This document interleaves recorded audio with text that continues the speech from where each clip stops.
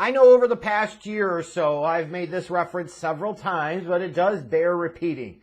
What the Seahawks did last offseason was really, really bold. The decision to trade away Russell Wilson like that was an incredibly bold one.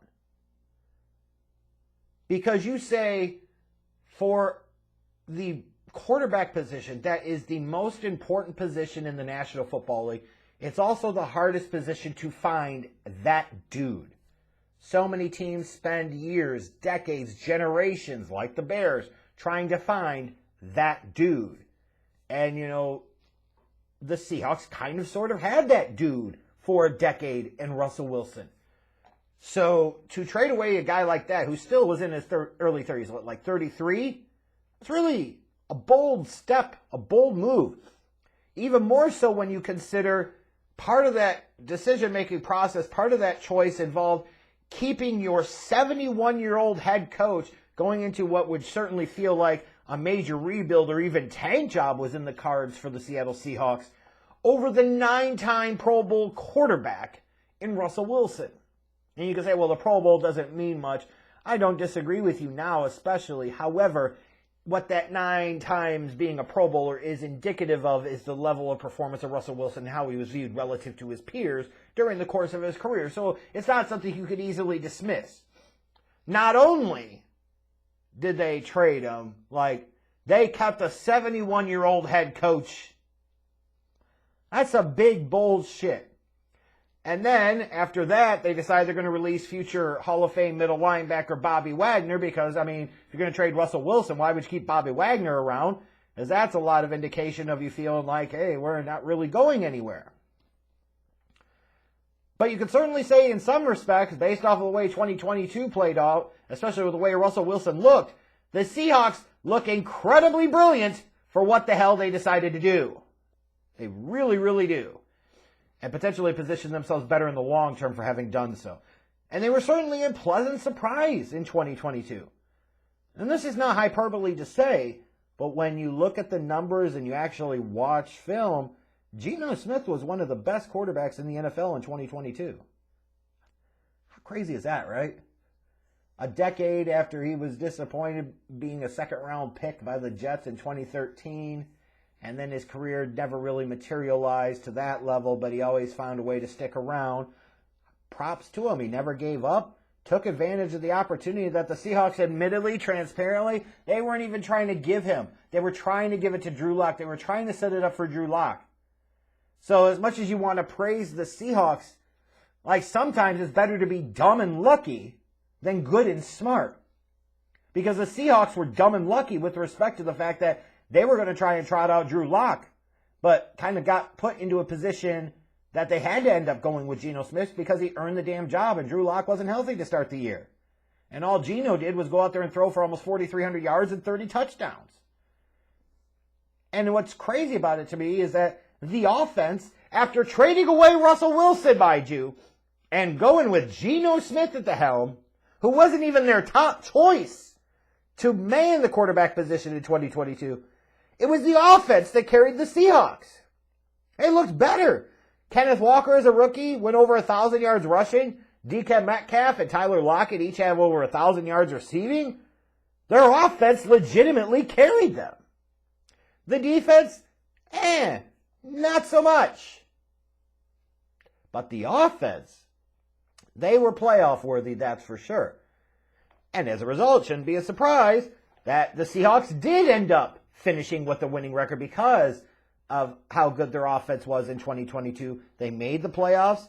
They lost badly to the 49ers in the wild card round. This was a perfect example of, I wish the Lions would have been able to make the playoffs instead of the Seahawks, because I certainly feel like the Lions would have given somebody a better matchup, a better fight in the wild card round. But nonetheless, from where the Seahawks were going into the offseason and then the start of the season, no Russell Wilson, no Bobby Wagner, certainly looking like you're going down the major tank rebuild mode, to you finish with a winning record and make the playoffs. It supposedly could go a lot worse, and it certainly can, right? But then it does kind of beg the question.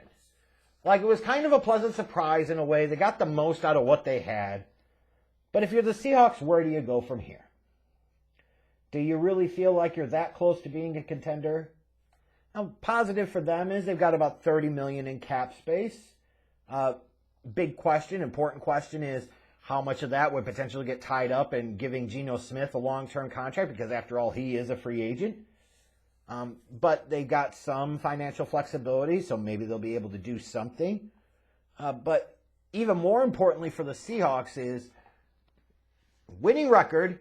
And if there was ever a season for them to have a winning record when they should have tanked, but not to have the biggest impact in the world on them, it was 2022 because of the Russell Wilson deal. The Seahawks now have picks 5 and 20 in round 1. Like, you can do a lot of damage just with 2 first-round picks, let alone one of those being in the top 5 and the other one being in the top 20. Then you also look at the fact that in round 2, they have picks 38 and 53. So in the 2 top rounds in the draft, day 1 and the beginning of day 2, they've got 2 picks each, which would lead some cynical Seahawks fans to say, I can't wait to see how they screw that up, talking about Pete Carroll and John Schneider, the general manager. And it's a fair question. You wonder, right? Maybe they'll draft yet another running back. But it's a fair point. And what you look at now is a team that you say, okay, made the playoffs, kind of surprised, but they've got some holes, and they certainly need to fix that defense. And when you look at the draft pick capital they have, they could definitely leverage that to improve that defensive unit. That is absolutely true, and that may very well be what they do. But I do come down to this, is also asking the question of, with where the Seahawks are positioned right now, would it behoove them to try and get into the quarterback market? Would it behoove them to take one of these young quarterbacks? Even if you wanted to say, hey, it's a Anthony Richardson or a Will Levis, and you let them sit behind Geno Smith for a year or two. I'm not huge on having rookie quarterbacks sit and learn, but I could understand it and potentially justify it in this case because, Geno did throw for over 4,300 yards last year. So you could make an argument, at least initially, he would be the better quarterback. But you wonder, is Geno somebody that you really buy into and believe in long-term? Is he that level of dude? I don't know about all that. As nice of a story as he was last year, I don't know if he was that nice. You know what I mean? And the Seahawks have to be careful that they don't lose the plot and they don't get overly convinced of where they might be heading versus where their actual reality is. But this is a team with some cap space, with some premium draft pick capital. It would not be crazy to set the standard or expectation right now that the Seahawks could end up being the team to beat in the NFC West. And you're going to say, well, what about the 49ers? I said what I said. Well, the 49ers are a great team with the major question at the quarterback position. So we'll see. But it, at a minimum, wouldn't be unreasonable to say, the Seahawks might be a double-digit win team next year if you do bring, let's say, Geno Smith back and he has another solid, good, really good season, and you've invested some of these draft picks and some of that free agent or some of that cap space in the defensive side of the ball. It's going to be a pretty good team come 2023.